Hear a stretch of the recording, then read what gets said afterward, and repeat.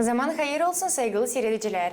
Bugünkü programımızda общественный интерес açıklayacağız Gagavuz dili terminoloji uğrunda problemaları hem onların çözümlerini. Bugün bizde stüdyoda Güllü Karanfil, filoloji bilimlerinde doktor. Zaman hayır olsun. Zaman hayır olsun. Irina Dmitrievna Решелян, Gagavuzya Maria Marunevich Bilim Araştırma Merkezi'nin Dil, Literatura hem Folklor bölümün bilim araştırıcısı. Zaman hayır olsun, sağ olunuz geldiniz. Hem bugün bize bağlanacak online Vitaliy Ivanovich Sırf, Gagavuzya Maria Marunevich adına Bilim Araştırma Merkezi'nin araştırıcısı, filolog hem doktor. Zaman hayır olsun. Hayır olsun. Sağ olun, anne saymadınız bugün zahmetinize de geldiniz bugün bize buraya. Güllü hocam, başlayacağız sizden. Çünkü siz çok yıllar boyunca terminoloji leksikanın zanatlandınız. Var mı bugünkü günde problemalar Gagavuz terminoloji uğrunda hem zor mu onları çözmeye bugün? Doğru, benim alanım leksikoloji. Ben daha çok leksikayla laflarla çalışıyorum. Terminolojide en önemli alanlardan biri terminolojiye daha çok zahmet ister. Onu araştırma deyini bir kişi olmaz araştırsın. Leksikanın bir alanını gene bir kişi bir doktorluk yazıp var nasıl araştırsın. Ama terminoloji bu nasıl deme geniş bir iş. Mutlaka buraya bir terminoloji merkezi ya da terminoloji bölümü lazım işlesin birlikte. Çünkü termin yaratıcılığı o değil kolay bir iş. Termin yaratıcılığı düşünülüp de lazım yapılsın bu işler. Irina Dmitrievna, siz ne düşünüyorsunuz bu iş için? Ben de hep öyle düşünüyorum, kayılıyorum hepsine ne söylenildi. Çünkü halizden bu zor bir iş. Yani bu değil bir iki kişinin işi. Burada lazım olsun toplu kuvvet, büyük bir kuvvet. Anne çıkarma başlattı, onu niye niyetlendik. Bizim pek çok işimiz var bu alanda. Onun için sanırım hani iyi olacaktı. Olsun böyle merkez mi, böyle bir komisya mı? Ama yazık bizim şimdi yok o insanımız da kim bununla bence çalışsın. Vitaliy Ivanovich, ters işitmez sizi de. Ne düşünüyorsunuz? Bugünkü günde var mı Gagavuz dili terminolojisinde problemalar? Hem ne lazım yapmayı onlardan kolay hem hızlı çıkma bu durumdan? Ben öyle düşünüyorum. Hani iki zamanda elbette terminoloji uğrunda Gagavuz dili var çok problemler.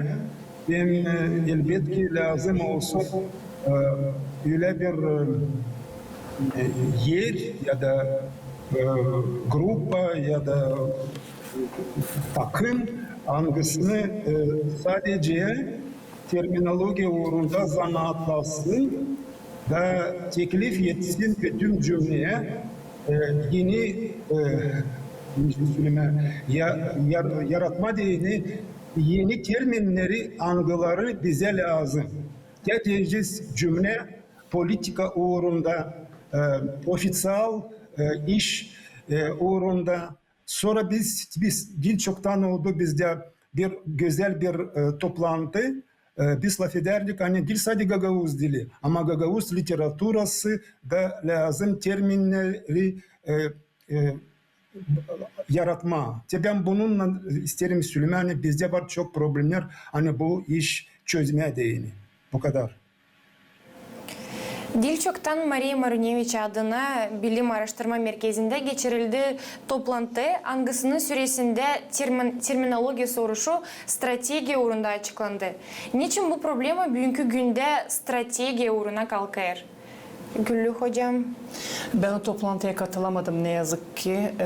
Ben çağrılmıştım ama başka bir sebep çıktı ortaya. Katılamadım ama ben sonradan okudum rezolüsyayı. Orada rezolüsyada yapılan sonuçlara katılıyorum. Kendi fikrimi bildirdim. Niçin strateji?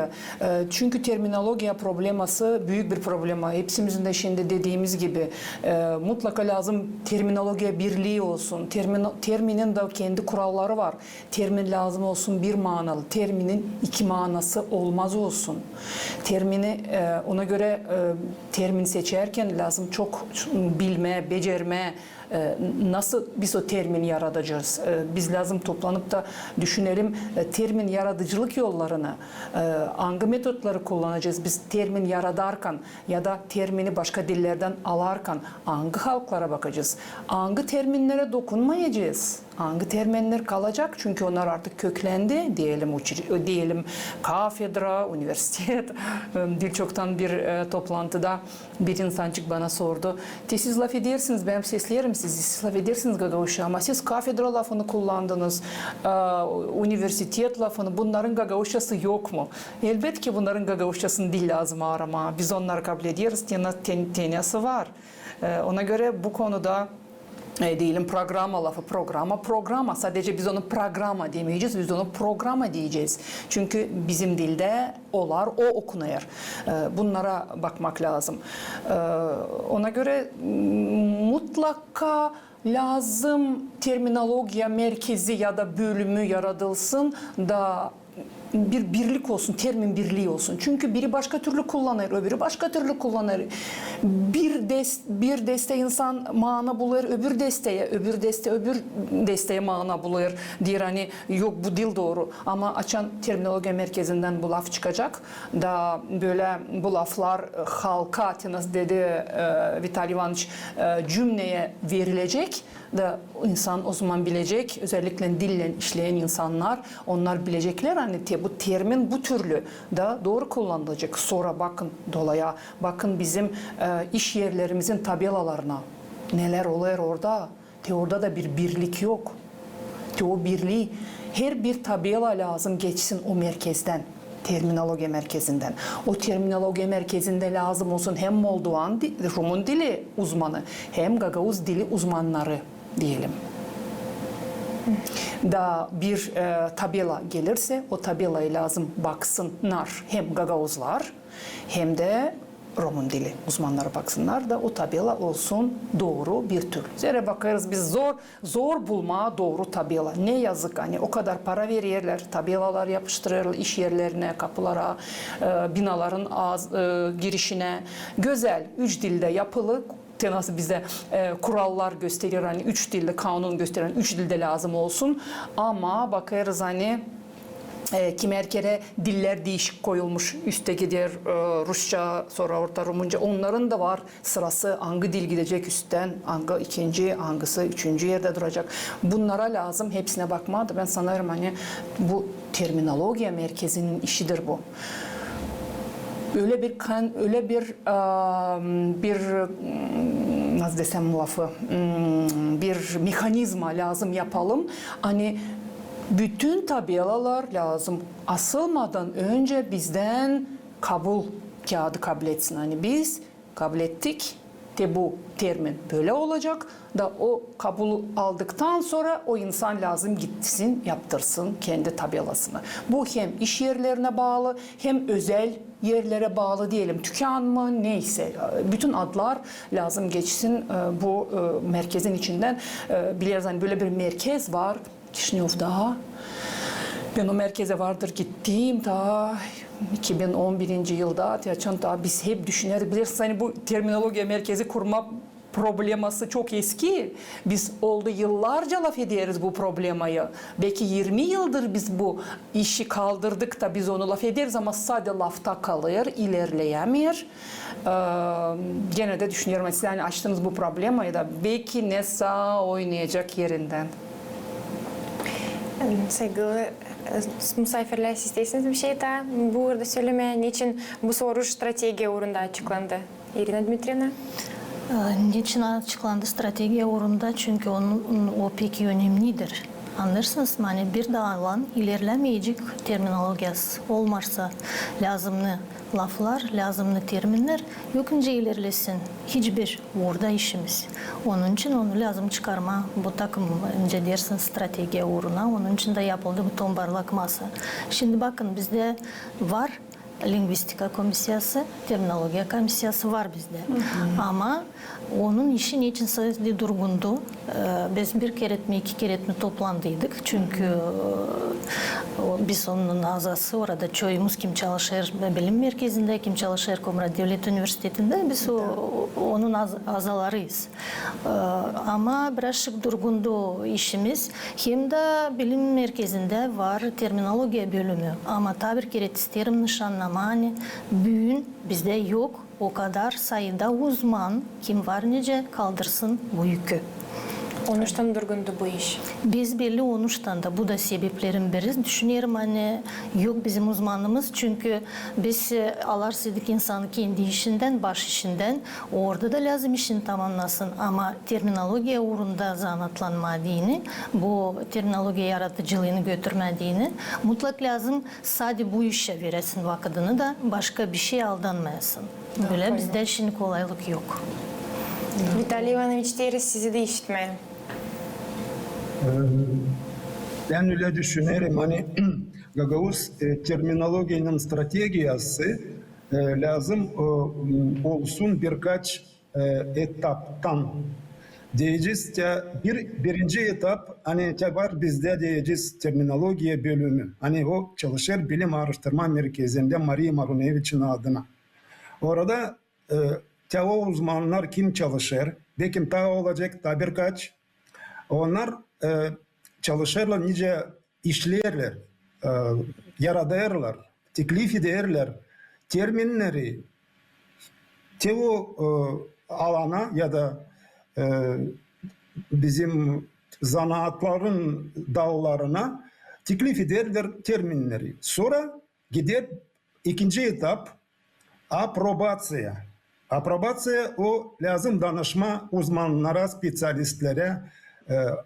Belki onlarda da teklif olacak.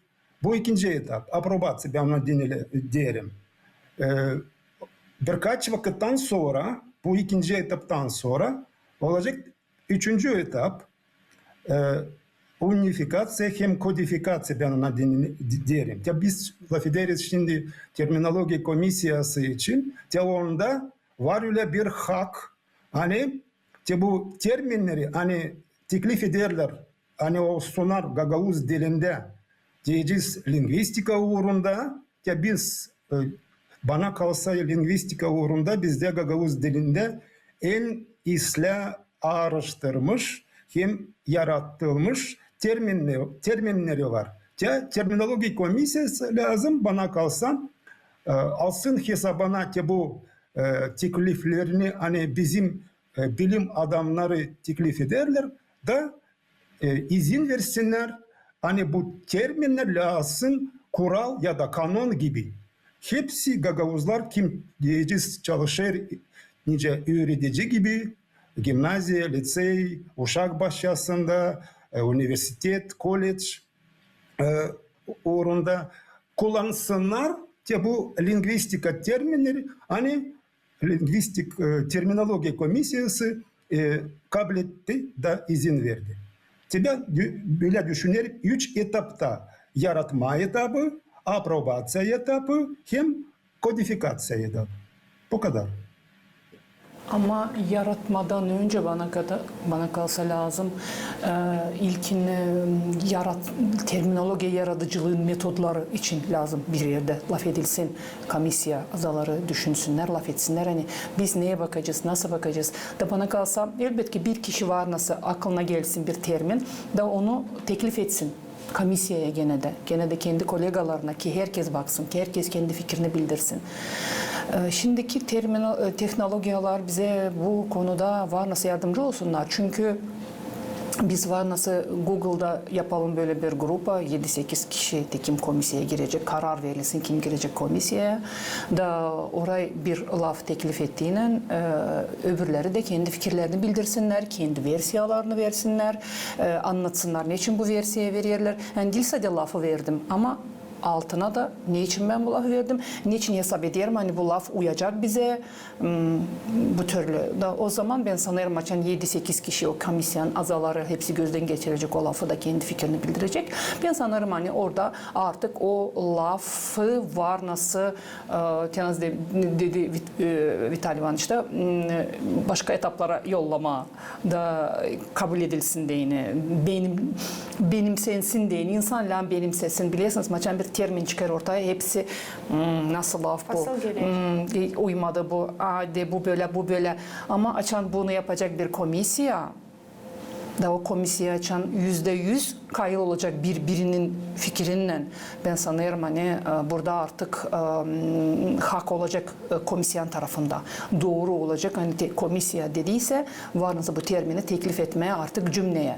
Da sanıyorum hani böyle ayda diyelim biz 7-8 termin eğer biz karar verirseydik de biz onları bir ne diyoruz ona, bülten gibi mi nasıl insanlara gösterirseydik şimdi kolay, şimdi dil lazım duvara yapıştırıp urmantiye biz bunları kabul ettik. Şimdi kolay bunlar bizim sosyal ağlarda var nasıl kolay yapılsın da insana sunulsun, verilsin insan ki insan görsün de kullansın bu terminleri diyelim. Terminler çok, bakın şimdi lingvistika terminleri bir, literatüra terminleri başka, hayvan terminolojisi başka, şarapçılık terminleri başka, balıkçılık, diyelim bütün zanaatlarla bağlı fıçıcılık de bakın biz kaybediyoruz. Bizim zanaat gidiyor, bizim terminolojiya da gidiyor. Zanaatlar kendilerinden biri de terminolojide sürükler götürüyor. Biz lazım o zanaatlar bitmeden, o zanaatlar ölmeden, tükenmeden nasıl diyeriz biz lazım toplayalım o terminleri de o terminler bizde kalsın. Belki de ne zamansa gene fıçıcılık olacak. Çünkü bizde şarapçılık bölgesi var. Bizde şarap var. Bizde üzüm var. Üzümcülük, ben bileyim mi, toprakla bağlı. Aklımıza ne gelirse bizim terminoloji alanımız o kadar geniş ki. Hem de diyelim hani bizde termin yok. Yok. Bizde terminler de var. Bizde bekisla terminler de var. Biz sözlüğümüzde 1973'te çıkan sözlüğümüzde bizim pek özel terminlerimiz var.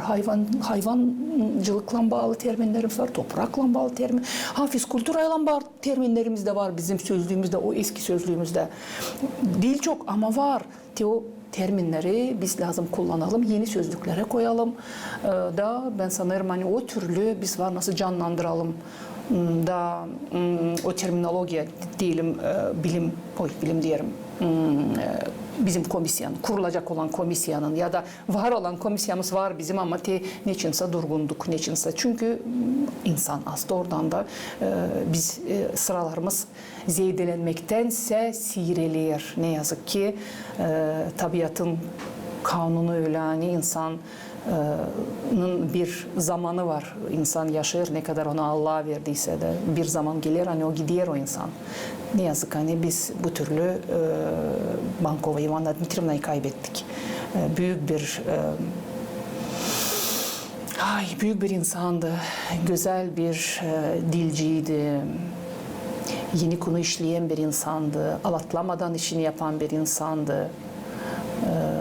Düşünüp de işini yapan bir insandı.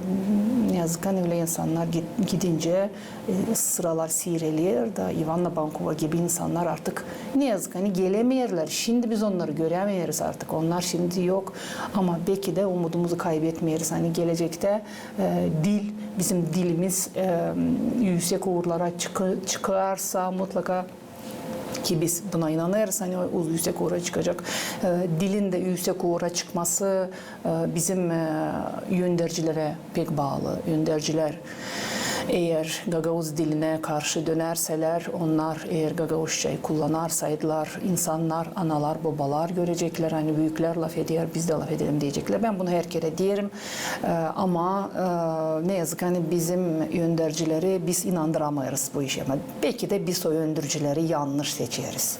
Bana kalsa doğru yönderici seçerseydik, bana kalsa bizim dilimizde örnek olarak onlar örnek olacaklar bizim dilimize de uşaklar, insanlar daha çok laf edecekler. O zaman da terminoloji daha da lazım olacak bize. Umutlanırız biz de buna. Bu sözü ilerleyerek Irina Dmitrievna isterim sormaya. Bugünkü günde biz için teklif ederiz programımıza politika ya da ekonomika uğradan uzmanları. Onlar çoğu onlardan istemirler laf etme Gagavuz dilinde. Söyleyerek hani yok yetmezmiş termin.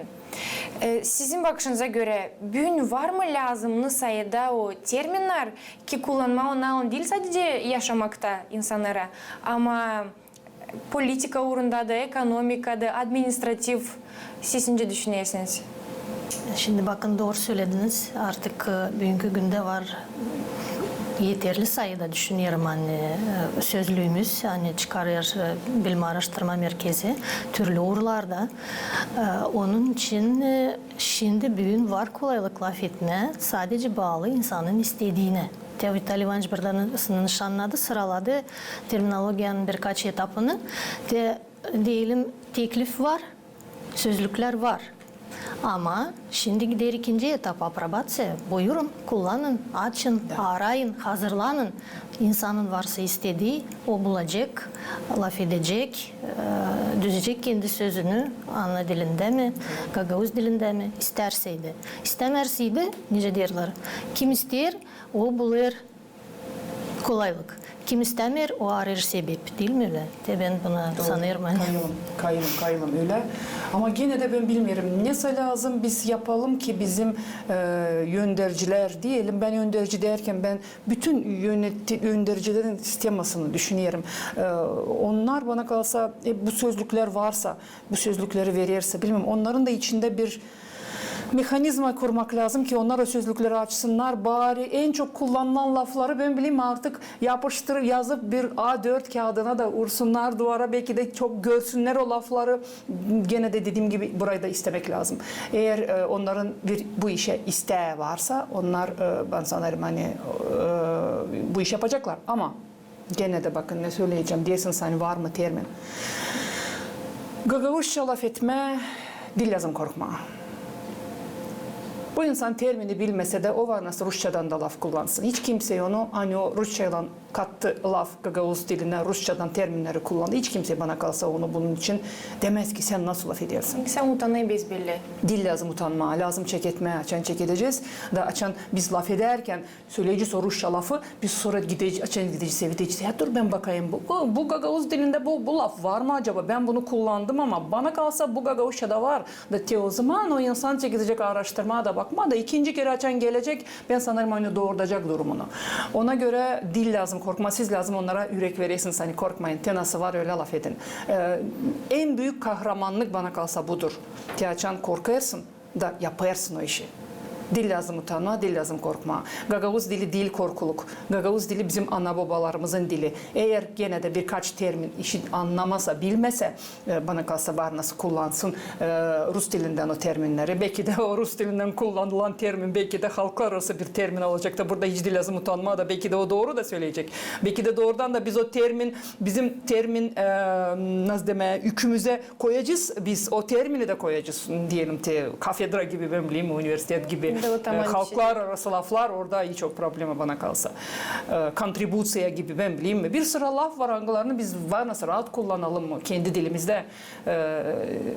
Bana kalsa büyük kahramanlık olacak açan öyle bir insan korksa da laf edecek Gagavuzca ben sanırım o buradan çıkanda da kendini daha rahat duyacak çünkü o küçücük bir borcunu nasıl diyorlar Gagavuzca kendi ana dilinde bir programa yaptı.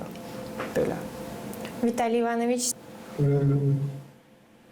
terminolojiye ile terminler onlar bağlı öyle diyeceğiz özel leksikası o sadece bir alay ya da bir grupa spesyalistler, uzmanlar kim kullanırlar onları. Ya diyeceğiz biz de burada bulunarız 3 filolog. 3 kişiyiz biz biz anlarız birbirimizi. Onun için bize kolay. Biz laf ederiz bol, serbest, Gagavuzca. Niçin ki anlarız, niçin söyleriz. Profesyonel leksikası bizde var, biz kullanırız. Ben size jurnalistlere teklif ederim. Öte doğru eğer olacak gene kol verimler bağlı terminolojiyle teklif edersiniz. Gene olsa 3 kişi, 4 kişi ne kadar birkaç kişi diyeceğiz. Hani olsun başka zanaatlarda diyeceğiz.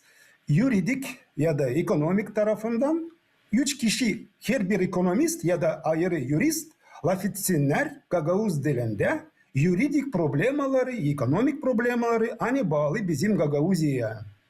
Ben teklif ederim bu iş yapma. Elbette ki var bizde çok insan kim bol, serbest laf eder Gagavuzca, açan kullanır, geniş kullanma leksikası. Rusça общеупотребительная лексика, да? Hani ki biz laf ederiz her bir gün. Evde mi, sokakta mı, türlü işler hani yaparken, kırda mı? İşleriz, laf ederiz. Gagavuzca çalarız, türkü çalarız, masal anlatırız, hem başka işler anlatırız. Bu geniş kullanma leksikası. Ama açan ne soysa iş yapma diyeceğiz kilimcilik yapma da. Orada var kendi terminleri. Hani kilim yapma diyeni ya çoktan evvelden bizde söylemeyeceğim çok mu az mı ama vardı kilimcilik uğrunda. Şimdiki zamanda bizde o yok gibi sansın oldu. Ama onun içinde var çok terminleri. Yani biz şimdiki zamanda kullanmayız. Elbette ki unutarız onları. Söylemeyeceğiz. Neyse onlar vardılar. Çıkar hani bunu da lazım düşünme. Nice onu diriltme. Ben öyle düşünüyorum. Belki tanıştı söyledikleri kolegalar. Buyurunuz. Sağ olasınız. Kilimcilik terminlerini bana kalsa bugün Haydar'da, Bağırçu'da, Tener'de ta canlı bizim kilimlerimiz. Tener'de var da bizim diyelim kilim dokuyan insanlarımız. Bana kalsa biz zamanı değil lazım kaybedelim de gidelim lazım oturalım onların yanında da yazalım o lafları, o terminleri.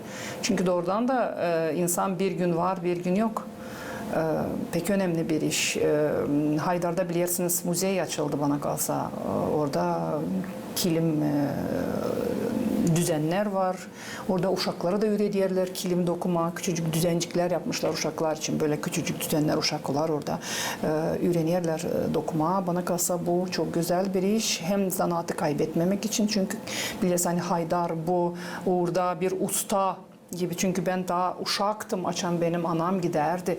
Tülü köyünden giderdi Haydar'a. Ben Haydar adını, köyün adını ta o zaman işlerdim. Anam giderdi Haydar'a kilim dokutturma. Ona göre doğrudan da orası koruyor bu işi. Da terminleri oradan toplamamız lazım. Dil saltı oradan ta Bağırçı'da da var. Başka yerlerde de var. Nerede ta yaşayır bu zanaat. Nerede ta insanlar dokuyarlar. İnsanlardan alma, yazma, çekme, foto yapma, yazma, ses yazma, yazallan yazma, toplama materyal ki mutlaka bu iş lazım yaşasın. Biz biliriz hani Türkiye'de burada Türk Dil Kurumu işler. Azerbaycan'da da var böyle kurumlar. Bugün Gagavuzlar terminoloji problemasını çözerken sizincesine biz var nasıl mı Türk dili devletlerden araştırmaları temel olarak alalım? Onların araştırmalarını mı? Elbette ki kimi alanlarda diyelim terminolojiyanın kendisinde de biz terminoloji bu artık giriyor terminolojiya yaratıcılık metotlarına giriyor bu iş. Elbette ki biz var nasıl bakalım onlar nasıl işleyerler diyelim değil mi? O kurum nasıl işler, nasıl götürüyor kendi işini. Ama Türk Dil Kurumu o çok büyük bir kurum. Değil mi? Çok geniş bir kurum. Orada sözlükler de çıkıyor. Bilim merkezimiz gibi var deme. Ama o daha da büyük, daha da geniş, daha da bana kalsa onun bütçesi de büyük. Çünkü orada çok kişi işliyor.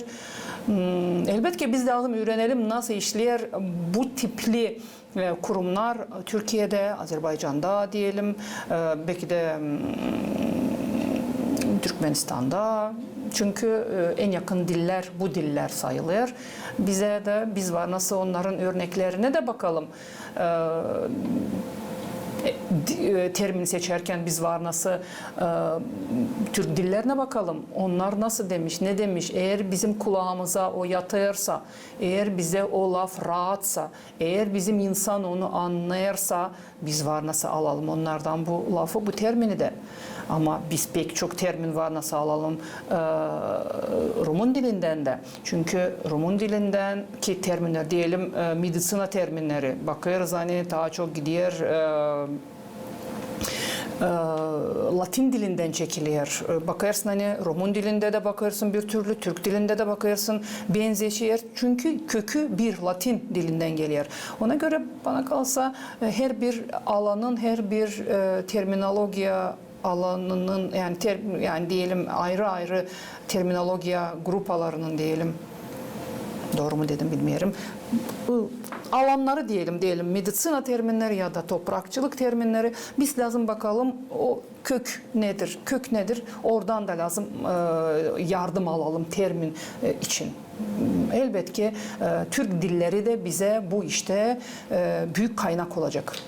Böyle düşünüyorum. Sağ olunuz cevap için. Irina Dmitrievna, siz ne düşünüyorsunuz? Gagavuz dilin özelliğini koruyarken hem kullanırken başka internasyonel terminlerle var mı bunun arasında nasıl balans ya da orta yer? Elbette var. Düşünüp de lazım yapma bu işi değil. Hani alalım hepsini birden. Bizde dediniz hani geçenlerde bir tombarlak masa geçti. Orada Türk arkadaşlarımız da vardı. Onlar da nişanladılar hani söylediler bize. Hani tekrarlamayın bizim yanlışlıklarımızı. Çünkü onların büyük görgüsü vardı Türk Dil Kurumu için laf ederken. Hani onlar atmışlar hepsi Arap dil laflarını. Hani var kökleşmiş artık dilde. Hani insan alışmış o laflara, o sözlere. Onları alıp atmışlar. Ama dedi sonra o boş yeri doldurdu Fransızcadan laflar. Ama Fransızcadan laflar belli biraz daha uzak Türk dillerine ben bilsem de. Onun için bize de nasihat gibi söylediler hani varsaydı o laf artık kullanılarsaydı o laf artık olsun Rumun dilinden, olsun Türk dilinden, olsun başka bir dilden. O artık girdiyse Gagavuz diline de olduysa da bir Gagavuzca bir söz çok tankı anlaşılan hepsine dinin. Onu atmayın. Onu bırakın, kullanın. Onun için burada elbette doğruysunuz lazım arama bu orta bir bu dengeyi yani olsun biraz böyle de ama biz savaşırız gene dönüyorum Türk Dili Kurumu'na. Bize daima gelirler çeviri için danışırlar bilim araştırma merkezine da adetçe bu hep alat bir iş tez lazım olsun. Çünkü şimdi, yarın için lazım olsun. Onun için biz danışırız, bakarız orada da terminleri görürüz, nice yapıyor Türk Dili Kurumu.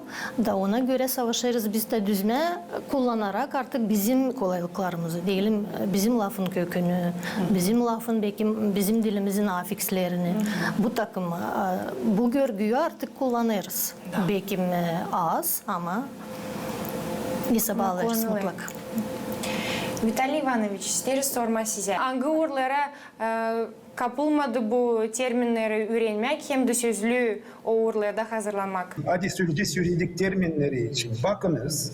Çıktı bizde ikinci 25 yıl içinde iki termin, juridik terminleri sözlü çıktı. Birinci çıktı ta 2000. yılda ne kadar ben bilirim. Koca karı Bağırçulu. Onu hazırladılar da çıkardılar. Onun adını Rusça, Gagavuzca juridik termin sözlüğü. Geçti 25 yıl. 25 yıldan sonra çıkar yine bir gene Rusça, Gagavuzca juridik terminleri.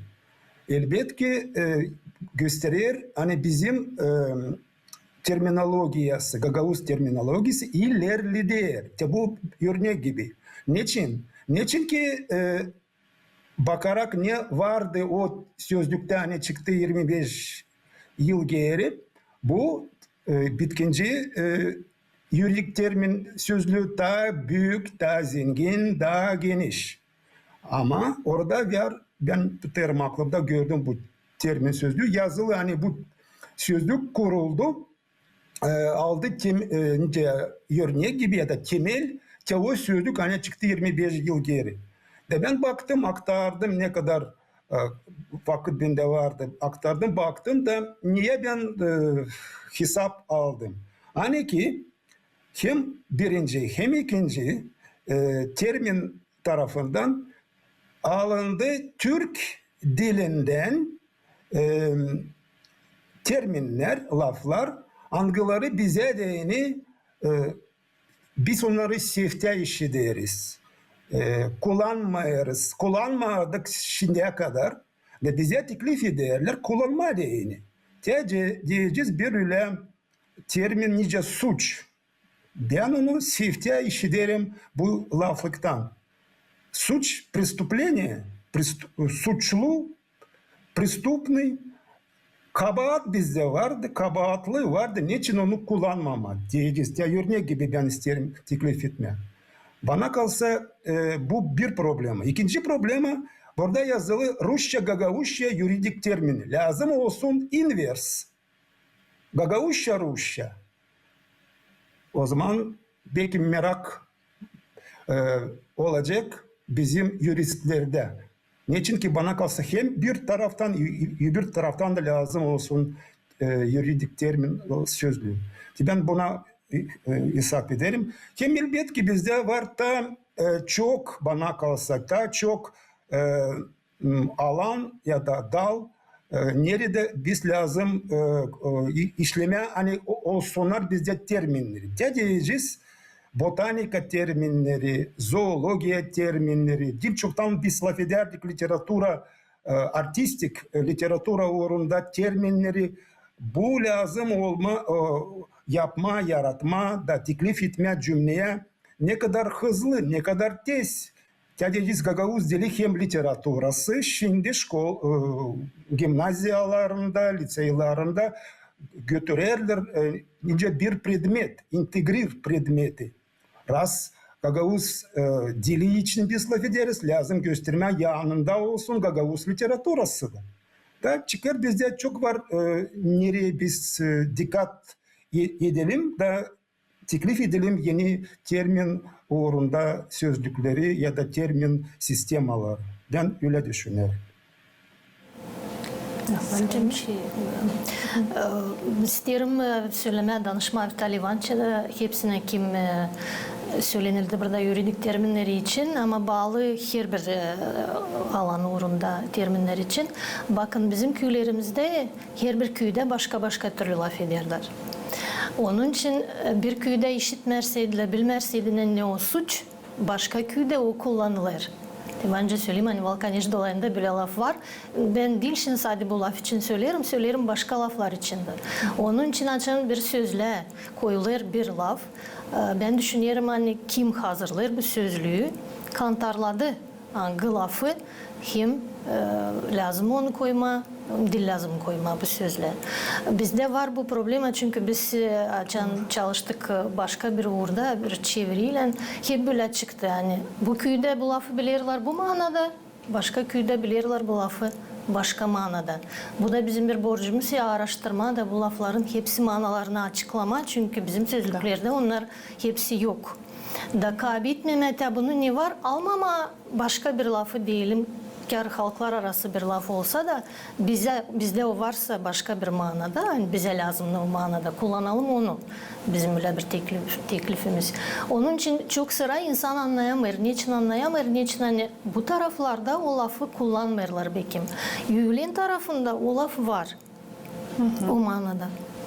Da teklif ederiz, kim hazırlar sözlükleri teklif eder, o lafı kullanma, burada da genişletme onun kullanılmasına, hani almama dini, yaratmama başka bir örnek. Ama bana kalsa eğer böyle durumlar olursa bana kalsa bitkide lazım böyle birkaç sayfa bırakalım da oraya yazalım. Bitkide bir ek gibi yazalım diyelim suç lafını koyduk. Onun yanına bir yıldızcık koyduk. Da yollayacağız kağıdın bitkisine suç Valkaneş rayonunda diyelim bilmem Çeşmeköy'ünde bu laf kullanılardı filan filan illerden. Şimdi bugün de bu laf biliniyor. Böyle bir şey yazsak bana kalsa bu olacak daha doğru. Hem bir fakt olarak olacak hani diye bu laf doğrudan da kullanılır. O eski zamanlardan da varmış. Da bu hem bir fakt olacak hem de başka bana kalsa kimseye de mana bulmayacak. Hani ne için suç da değil kabahat. Şimdi baksak biz yanlaştırsak kabahat lafını hem de suç lafını. Bana kalsa arada birazcık Türkler demişken fark var. Raznica var. Ona göre bana kalsa burada suç lafı olacak ta yerinde. Çünkü terminler o kadar birazcık gittim böyle artık o mana kaçıyor, o kayır. Vermiyor o laf. Diyelim bizde движение lafı yok. Yok biz bulamayız движение lafının manasını, karşılığını biz bulamayız. Ben kendi bir sözlüğümde hareket lafını kullandım. Ben Arapça, Farsça, yeni gelen Arapça, Farsça laflara karşıyım. Ben istemiyorum yeniden bize yeni Arapça, Farsça laflar gelsin. Onlar bizde var. Onlar köklendi. Onlar artık Gagavuz vatandaşlığını nasıl derler kabul etti. Biz onları benimsedik. Ateş, vatan. Bak bu laflar hepsi. Değil Türk kökenli ama onlar bize o kadar doğuma geliyor. Hani biz onları Gagavuzca sanıyoruz. Öyle de lazım olsun. İnsan onları kabul etti. Bunların Arapça, Farsça olduğunu dilciler biliyor. Değil mi? Ama yeni lafların gelmesinde ben diyelim hani lazım olalım kuşku, olalım yeni konu ama kim erkere bakarsın laf yok. O движение manasını veren kıpırdamak başka, oynamak başka. Her bir o kıpırdamağın var kendi dalgası. Demek o oynamanın var kendi forması. Ama o движение yok, ona göre hareket lafını teklif ettim ben ama ben teklif ettim. Belki ben başka yerde de gördüm teklif olmuyor bu laf. Ama o demek değil ki o 100% girecek bizim leksikaya. Biz yok nasıl çıkalım? Bunu çok yerde diyelim bir tepenin üstüne bir bayrın tepesine de bağıralım. Ey halk bundan sonra движение hareket kullanacağız. Yok öyle. Biz var nasıl onu teklif edelim. Onu insan ya kabul eder ya kabul etmez. Bu dilin kuralı. Belki de движение lafı kalacak. Ben bilmiyorum. Belki de başka bir laf ortaya çıkacak. Ama bunlar dilciler tarafından teklif ediliyor. Kabul edilecek mi? O bağlı. Onu zaman gösterecek. Onu halk gösterecek. Böyle. Anladık. Sözlükler bugün çıkarılır bu işle. Ama zamandaş insanlar daha çok online işlerler bugünkü vakitte. Lazım mı bugün kurma bir online baza ya da platforma nerede olacak bir kolaylık tutma hepsi o terminleri Gagauziyamızda da. Çünkü serverler hem informasyayı korumak kaynakları pek pahalı bugünkü günde. Nece sanırsınız bu önemli mi bugün? Irina Dmitrievna. Bu pek önemli bir iş, doğru söylersiniz. Hani vakit adımlar, dünya değişilir. Gençler daha çok çalışır böyle dijital platformalarda. Bilim Araştırma Merkezi başlattı bu işi. Yapıyor artık ilk adımları da öyle bir platforma kuruldu. Biz açarken Gagavuz dilini ilerletmek odasını gösterildi bu iş söylenildi bu iş için. Orada koyulacak büyün var olan sözlükler hepsi. Öyle var niyetimiz. Bakalım ne kadar para yetişecek, ne kadar vakit kuvvet olacak. Ama iş gider. Burada iş gider. Onun için olacak kolaylık bunu da kullanma kim ister. Dilin korpusunu lazım toplama. Bana kalsa bilim merkezi dilim korpusunu şimdi toplar öyle mi? Dilin korpusunu o zor bir iş. Onu bir platformaya yüklemeye lazım. Dilde ne varsa ses yazıları, ben bileyim ne varsa kağıt, pdf'de hepsi lazım onlar girsinler o bazaya. O bir çüven gibi düşünün onu. Bir büyük bir çüven. Bütün laflar onun içinde. Böyle biz o zaman ona biz dilin korpusu deriz. Dilin korpusu mutlak lazım toplansın. Bu eğer bir adım atıldıysa bana kalsa bunun ötesinde lazım getirmeye de toplama, bütün dilin korpusunu oraya koyma. O zaman siz demişken yazdın lafı çıktı onun karşılığı ya da çıktı onun sinonimleri. Artık sana ne lazımsa sen onu kendi kontekstine göre o sinonimlerden var nasıl seçeysin, sana yakın olan lafı koyaysın onu kendi tekstine. Güzel bir iş, zor bir iş.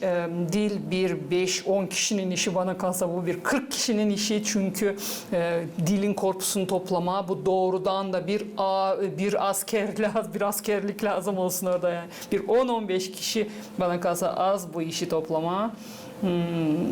Çünkü ben biliyorum, dil çoktan Kırım Tatar dilinin korpusu toplandı. Toplanır. Bizim TİTA lazım toplansın. Biz lazım yetiştirelim onu toplama. Çünkü dediğim gibi insanların ömrü kısa. İnsanlar taşıyırlar o dili. İnsanlar taşıyırlar o bilgileri kendinde. İnsan giderken kendisinden bir yerde dili de götürüyor, bilgileri de götürüyor. Ona göre her bir gün var nasıl deme dilin korpusunun toplanması için pek önemli. Ben hesap ediyorum hani eğer doğrudan da bu dilin korpusu başlandıysa toplanma, bilim merkezi büyük iş yapmaya çeketmiş demek. Ama ne yazık hani biz birbirimizden haberimiz olmuyor. Biz üniversitede bilmiyoruz ne oluyor.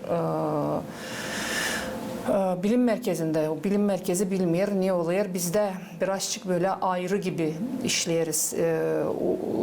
Üretim müdürlüğü birazcık ayrı gibi işliyor. Lazım bir yerde çalışma da sanırım hani mass medya sözlüğü hazırlanarmış. Bana kalsa mass medyanın sözlüğünü ben de lazım göreyim, ben de lazım bakayım. Ama bizde sözlükler öyle çıkar hani hiç kimsenin haberi olmuyor. Hop sözlük çıkmış, bakarsın içinde öyle işler var, hani vardı nasıl doğrultma ama artık sözlük çıkmış. Önce doğrulamıyoruz. Ona göre ben her kere kendi hizmetimi teklif ediyorum bilim merkezine. Ben orada işlemesem de ben şimdi Komrat Devlet Üniversitesi'nde işliyorum. Yani temel işim orası. Ama bilim merkezinde de her zaman dedim hiçbir ödek istemeden ben var nasıl bakayım sözlüklere, kendi fikrimi bildireyim. Belki neredeyse doğrudayım, belki neredeyse teklif edeyim, belki neredeyse nasihat edeyim. Ama ne yazık ki biz ayrı ayrı işleriz. Böyle bir durum var. Ama ben düşünüyorum hani doğru olursa biz dilimizi, ortada bir dil var, kaybeden bir dil var. Ortada UNESCO'nun listesinde olan bir dil var. Bana kalırsa burada hepsi lazım bir olsun, gücünü toplasın bir yere de bir yerde işlesin ki bu dili birlikte kurtaralım. Yoksa bir kişi orada, 3 kişi orada, 5 kişi burada neyse yaparlar da hiç kimse birbirinden haberi olmuyor. Sanırım bu yanlış bir taktika. Biz lazım bunu doğrultalım da bir yerde işleyelim, bir yerde çalışalım. Sizce bundan bizim geleceğimiz belli olacak. Elbette dilin var olması, dilin ilerlemesi, dilin uşaklara verilmesi bu kompleksli bir iş. Bu değil 5 kişinin, 10 kişinin, 20 kişinin işi. Bu çok büyük, bu devlet işidir. Bunu kompleksli şekilde lazım yapma, kompleksli şekilde lazım yanaşma bu işe. Da ancak öyle biz var nasıl dili uşaklarımıza geri verelim. Uşaklara verelim diyelim, ellerine bu dili. Başka türlü bizim dilimiz kalacak da bizim uğurda biz laf ederiz. Başka laf eden var nasıl olmasın. O da çok güç oluyor. Vitaliy Ivanoviç, siz ne düşünüyorsunuz online bazı için ya da platformu için?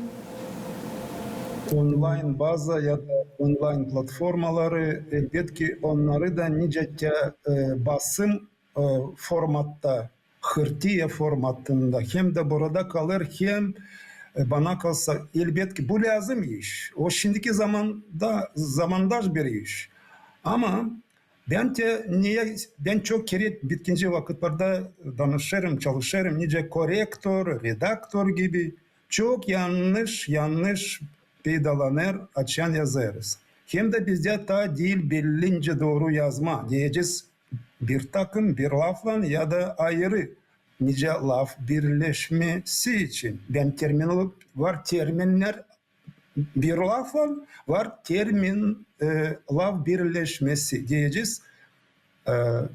İnce zanaat bir bizim Gagavuz dilin kurallara göre lazım yazma hem yazarız bir lafla. Ama rahmetli Ivana Dmitrievna Bankova teklif ederdi yazma ayrı ince zanaat. Niçin? Niçin öyle düşünür? Yani bizim biz açan söyleriz hem yazarız. Dolayısıyla tutacağız aklımızda bu laf için. O sayılar da hani ayrı lazım olsun. Başka bir örnek ayakkabı. O da yazardı, Ivana Dmitrievna yazardı ayrı. Ama kurallara göre lazım yazma bir takım. İşte bu problema hani doğru yazılması için. Başka bir problema doğru laf etmesi için. Ben vurgular için isterim söylemeye. Biliriz hani bizde var öyle laflar. Hani kullanıyoruz hem geniş uğrunda hem özel uğrunda. Nerede? Vurgu düşmeyer bitkinci kısma. O zaman lazım göstermeye bunu da hani bilsinler kim kullanır, nerede doğru vurguyu koyma. İşte bunu ben isterim söylemeye. Hem de bakınız Anna Marie siz moderatör gibi verirseniz Irina Dmitrievna'nın yazılı onun familyası, soyadınızı değil doğru. Rişilen yazılır. Reşilen. Doğrultma lazım. Değiştireceğiz. Değiştireceğiz. Da, bizde ben de ekleyeceğim vurgularla bağlı da daha doğrusu söylemekle nasıl biz laf ederiz eğer reşilansa lazım söylesin reşilan karanfil Rus dilinde ama Gagavuzca olacak karanfil yumuşak lam söylensin tapal değil de topal biz biliyoruz hani bizde olar o okunur. O söyleniyor. Ona göre bizde çok problemalar var. Vitali Ivanoviç sadece birkaçına dokundu. Ama inanın ki o kadar çok dilimizde o kadar orfografik problemalar var ki bizde cins kategoriyası yok ama teklif ediyorlar başkanka, prezidentka, bilmem taneka. Bizde cins kategoriyası olmaya böyle bir şeyler teklif edenler var. Çok işimiz var, çok yapılacak işlerimiz var. Değilse de terminoloji alanında ama bizim orfografyamız alanında da biz daha karar vermedik. Bizde hayvan kim mi, ne mi? Anlayarsınız mı? Biz hayvana kim diyeriz? Bu paradoks dünyada belki de sade Gagavuz dilinde, başka Türk dillerinde bu yok. Biliyoruz hani Rus dilinde biz onu Rus dilinden aldık da diğeriz hani kto ягненок gösteriyoruz değil mi? Türk dillerinde var человек, не человек. Dil живой, одушевленный, неодушевленный. Rus dilinde одушевленный, неодушевленный. Ama Türk dillerinde человек, не человек. Yani sadece insan var nasıl olsun. Kim? Hayvanlar lazım olsun. Ne? Biz deriz ne kestin, ne keseceksin yeni yıla demeriz kimi keseceksin yeni yıla koyunum olsa keçiyim değil mi? Yani bu türlü problemler o kadar çok ki hangi birini söylesek bilmiyorum. Çok işler lazım yeniden bakılsın. Çok işler lazım yeniden bakılsın doğrudan da. Ama ben bilmiyorum nereden başlama, kiminden başlama doğrudan da Irina da söyledi hani şey yok. Kadir yok. Pek doğru. Kadir yok. Yok kiminden yapma bu işi. İnanın yok kiminden. Ona göre biz gençlere sesleniyoruz. Eğer içinizde bir Gagavuz diline sevgi varsa, bir filologiya zanaatınız varsa, eğer siz bu işe düşünüyorsunuz hani yardımcı olacağınızsa uzadın elinizi bize doğru. Gelin bilim merkezine haber verin. Hani bakın bana bu tema meraklı. Biz böyle gençleri ben sanırım hani lazım nasıl derler arkaya alalım da onlarla bir yerde onları kullanalım. Üretelim onları. Ne var üretme? Dil zor üretme. Artık filologiya zanaatı olan bir insanı çok kolay üretme. 1, 2, 3, 4 yanlışlıklarını söyledin. Ondan sonra o hem doğru laf edecek hem doğru kullanacak. Hem de onun da belki bir bakış açısı olacak. Belki bir kendi ideyaları olacak da o türlü biz lazım zeydelenelim. Ki dilimizde çok problemi var nasıl diyeriz. İnsan lazım bize. Doğru. Saygılı misafirler, bugün toplanmışken burada isteriz sizin bir termin açıklama. İskусственный intellekt nice Gagauzca olacak? Biliriz hani Türk dilinde kullanırlar bunu yapay zeka ama bizim insanlar sanırım bunu anlamayacaklar. Zeka lafına hiç dokunmayalım. Bizde var akıl lafı. Ben var nasıl diyelim yapay akıl. Bana kalsa bu var nasıl olsun. Biz yapınma lafını deriz. Yapınma deriz değil mi? Не притворяйся. Yani yapay gidiyor как искусственный var nasıl. Ben var nasıl düşünüyorum hani burada var nasıl bulma o kökü de var nasıl insana teklif etme yapay akıl düşünüyorum hani. Siz nasıl düşünüyorsunuz Irina? Irina Dmitrievna, siz isteriz işte. Bakın ben önce söyleyeyim, biraz ben düşüneyim ama biz açan kuruyoruz bir termin yeni. O kadar hızlı biz çalışmıyoruz. Biz lazım açalım bakalım ne teklif eder bir sözlük, ne gösterir başka sözlük. Makar ki искусственный da. Sonra bakalım Türk Dil Kurumu ne teklif eder. Da sonra onların düşüncesini nice onlar düzmüşler termin hangi yoldan. Da sonra bence de bu varyantlardan ayıralım da teklif edelim insana bir termin. Çünkü burada bence çok şimdi bence söyleyelim değil mi? Yapay fikir, yapma akıl, yapay akıl, ta bir şeyler. Onların arasında lazım olacak. Sonra lazım bakalım nice o uyacak Gagauz diline hani değil. Sadece ayrı da söyledik. Nice dediniz искусственный intellekt ama biz bakarız onu konteksten nasıl götürüyor kendisini. Neyse onu bence değiştirebileceğiz onu hallara göre sonra. Anlarsınız mı?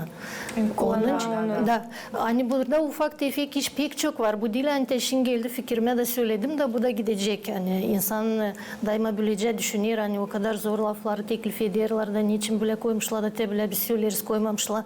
Burada inceleriz, geçiririz birkaç sıra sık iyilikten de kalburdan da neden isterseniz de sonra tabii ki söyleyeyim biz teklif ederiz ama kabul edilecek mi o sonra dile? Bu da tabii bir soruş. Çünkü hani girsin dile o lazım geçsin dil bir yıl. Çok uzun bir komisyayı düşünüp de ben bunu anladık. tez söyledim çünkü ben bunu kullandım artık. Ona göre bende o vardı. Ona göre söyledim. Vardı, ben bunu kullandım. Ona göre. Saygılı misafirler, programımız yaklaştı kendi sonuna. Ben şükür ederim, sağ ol söylerim hepsinize hani bulundunuz bugün bizimle birlikte. Size de saygılı seyrediciler, sağ ol söylerim hani seyrediyorsunuz bizi. Kalınız sağlıkta, gelen buluşlardan GRT kanalında.